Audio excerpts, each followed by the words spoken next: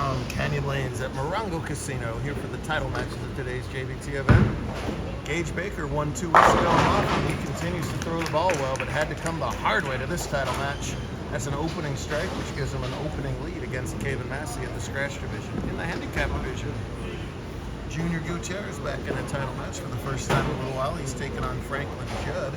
The handicap difference is 21. Just has to win by 21 to tie and 22 to win. He's spared in the first, and we'll have that to clean up in the second. By a hard way, I mean, Gage qualified as the 16th and last person in the scratch bracket. He didn't think he was going to make the cut. He got in by 7 points. It means he's got the toughest match play draw. He ousted the top seed in round 1, ousted the 5 seed in round 2, and here he is bowling against 2 seed Kevin for the title. This is a hard-earned victory. Should he get it? Hard-earned for everybody on dual patterns, both of which played hard. There's a little out of bounds on the right of the first arrow that develops here at Canyon on many of the patterns that developed on both. So one was shorter with an out of bounds, one was longer with an out of bounds. Boys are constantly adjusting no matter what's out there. We're doing double duty on the adjusting today. No problem covering the 7-pin early 11-pin. Judd has been on fire the last couple rounds, qualified as the 16th seed, actually started out rough today, 150, 180, and has been wonderful since then. Nothing less than 200 with handicaps since then, including the big one, a 246 scratch, 286 with pins to start the second round match, which looked key. That victory, we followed that up with a win over Kylie Peruganen to get to this spot. Gutierrez beat Cameron Carlo in the other handicap semifinal. Kevin got by active title leader Elias Holloran. There's Kevin. In his semifinal match, while Gage got by Noah Shargaloff, fellow Tampa Bay fan, in that round. See, there was that out of bounds right there. As soon as that ball, any ball, especially a low surface friction ball, hits that forward and anywhere further right of that, it will just skate the rest of the way down the line. So lifts that completely. See if he can recover in the third. Caitlin came on the scene late, but has cleaned up on both our tour and Yamo's JBT tour, which he's repping today. Kevin, do you bowl on Yamo's team for Brunswick Impact? Yeah, last season. Not only is he a JBT bowler, he's a JBT teammate of Yamo's. That's what that Brunswick Impact shirt is he's wearing is there. Yamo's kids are at a debate final today around Ukaipas. Too smart for this tour. Us dummies here can barely talk, let alone win a debate.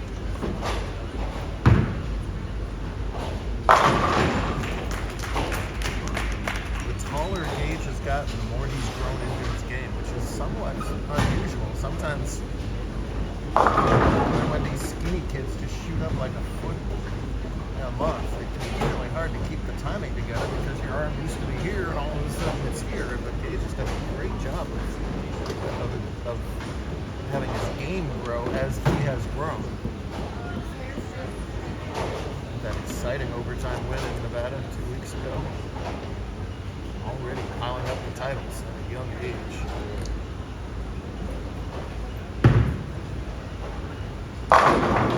Couldn't throw it any better than those 2 frames. Nice shot from Gage. I think that 16 seed is sort of a good news, bad news. Yeah, you got to play all the higher seeds in your matches, but you have 0 to lose. You can't finish any lower than where you qualified in. Sometimes that just takes that little bit of pressure off, and that's all it takes.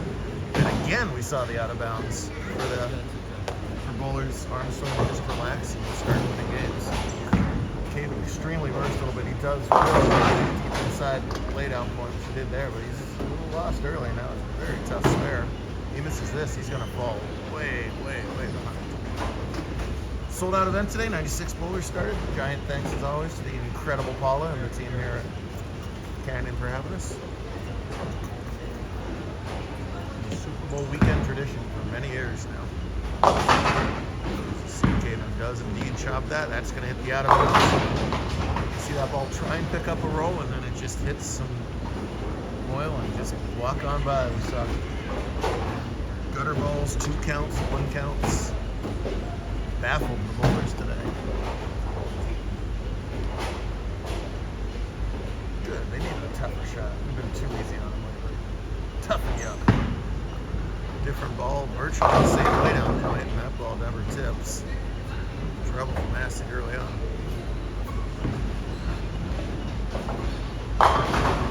We learned in the middle of the last match that Caven is supposed to be at Forest Night right now.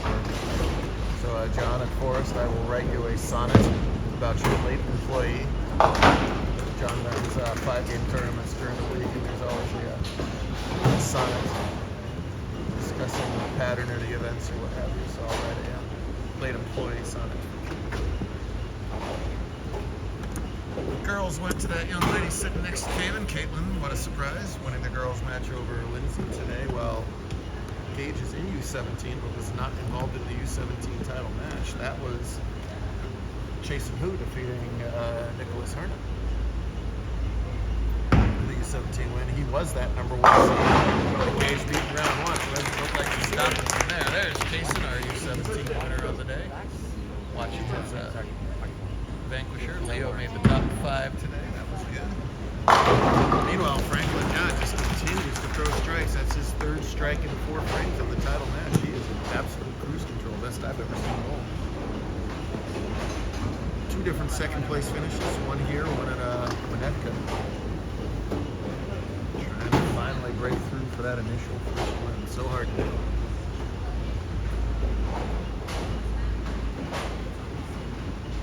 They both wipe the ball off the exact same way. Let's see if Franklin does a little. No, he does a little behind the backhand wipe. That was funny.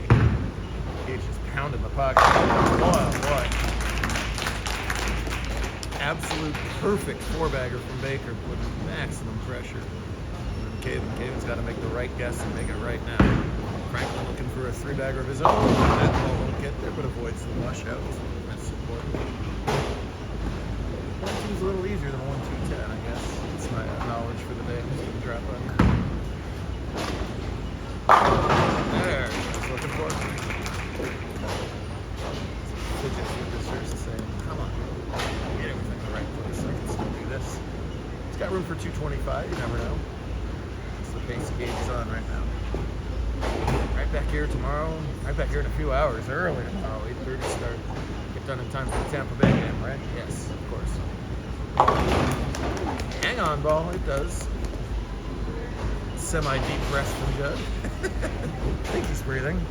Nope, not sure. Covered for 1-2. There's what Caven's doing a whole lot of all day to get to the #2 plus 81. First 5-game qualifying, including a big 276 scratch. He started slow today, 147 in game 1. 53 down to 81 up in the next 4 games from there. That's excellent. Same story for Junior. He started slow, 160-190 with pins before a 245 game. Got him into the cut in game 5. It's been winning since then. Man who goes by many things. It's Jesus Gutierrez Jr. That's his full name pronounced like that. We call him Jesus, we call him Junior. Zeus. Right now you're going to call him runner-up unless you can get things going here, though. Nice job. Part of the, it's not the Winnetka Mafia, because that's cactus. The Winnetka Bees, the hive, the Winnetka Hive. I can't be the first person to come up with that. Yes, Daniel says to my left. 10 pin for Gage, meanwhile, ended his string of 4. Switches balls, now he wants to hit that out of bounds. Oh, which he hits just enough of to cover that. You can find something here. Sure did. Alright. These handicap matches can change so very fast.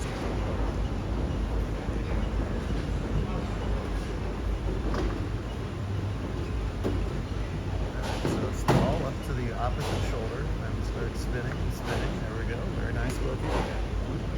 Gage does the lick the foot deal. Franklin doesn't do that. They both do the keister wipe. There. No, a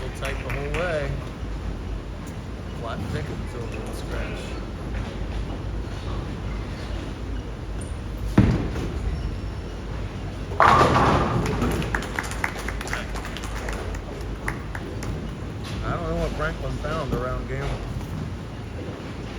3 of this tournament, but man, as solid as it gets ever since. Gabe's gonna give this not much of a run there. Gets the one. That's for sure the right thing to do. Gabe still looking at the 225 max. Gage now only pacing 216. We saw Caven string them to win the TPC last July, playing a similar line.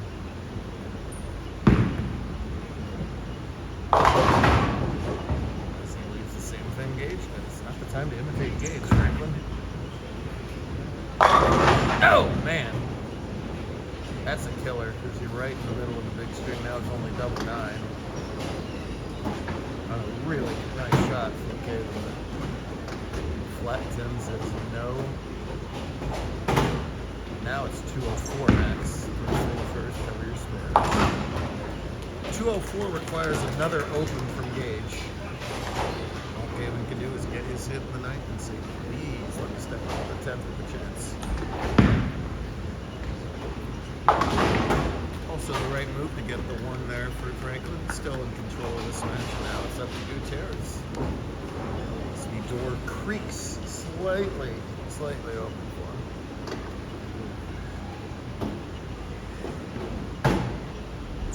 Last ball was pure on this lane. That ball was just like Gage's left. The laydown you saw him check early. Still enough in the back end to barely hold pocket, but now Gage has got to open twice for the 3 opens to end the match. That's getting less likely. But that one fades back all the way to the pocket. He'll take it. He hated it. He stood up in the foul line and just watched it go dead flush. Bowling be like that sometimes. He's right back in this match. Again, just got to make up 21 though. Still a lot of sticks there. Turkey would be Giants. His first career title in Mira Mesa a couple of years back.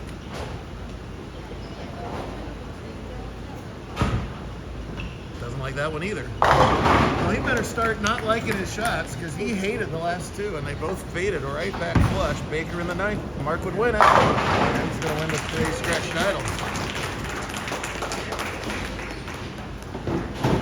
Gage has bubbled a lot of cuts, both in and out, and it's sort of become a thing with us when he hands in his scorecard to see if he's on the bubble again. And it's worked out both in his favor, not in his favor. He's usually pretty optimistic. Today he gave me his card, and he said, it's not going to be enough this time. It was at minus 66. That was the number. Tyler Cole was next at minus 7-3, so he made it by less than a mark. And he's going to parlay that into another title. 2 wins and 3 starts for Gage.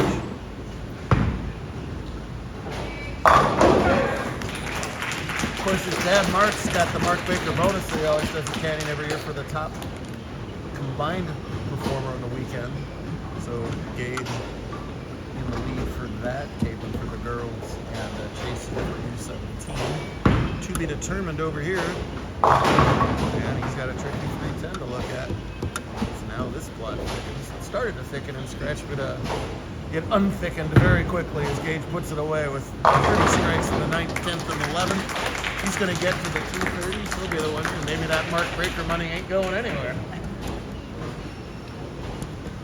From one Baker account to the other.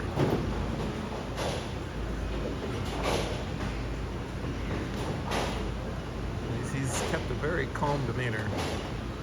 The exterior has Gage, but he's got to be thrilled with this result. That's a lot of fun to come from 16 all the way from the top. Take the Brooklyn, take a 230, take a title. Oh man, yes, there's the physical. Boy, Planet Baker, his Eagles are in the Super Bowl tomorrow, and he's winning the tournaments left and right. I don't have the Sonic ready for Caven. I'll have to work on that overnight. So, John, forgive him. He bowled great.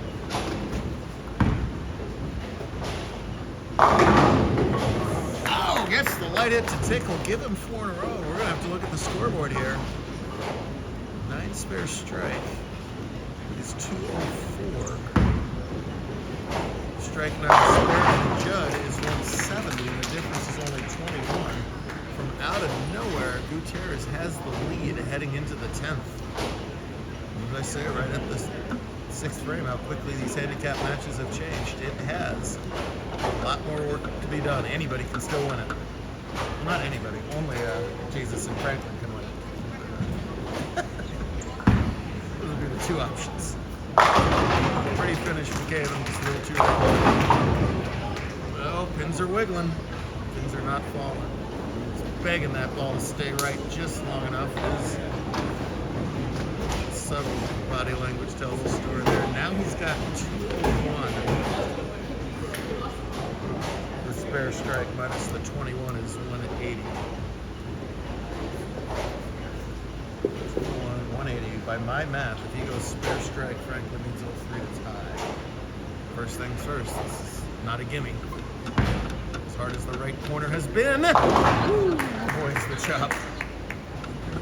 You definitely didn't want to slide by it again, because that was so darn easy to do today. That's 103, 203. So yes, no. So check that math now. Franklin getting 21. The best he can do is 201. 8 is a guaranteed tie. 9 or 10 is a winner here for a junior. For a comeback title. That'll do it.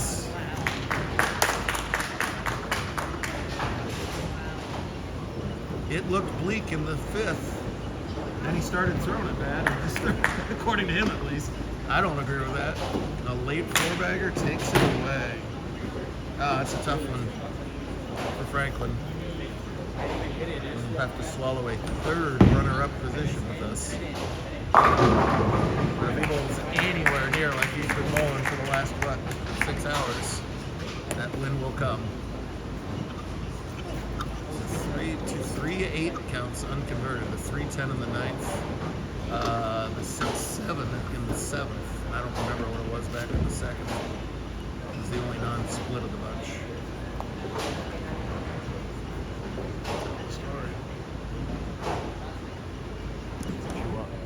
Looking at the handicaps. So, Yeah.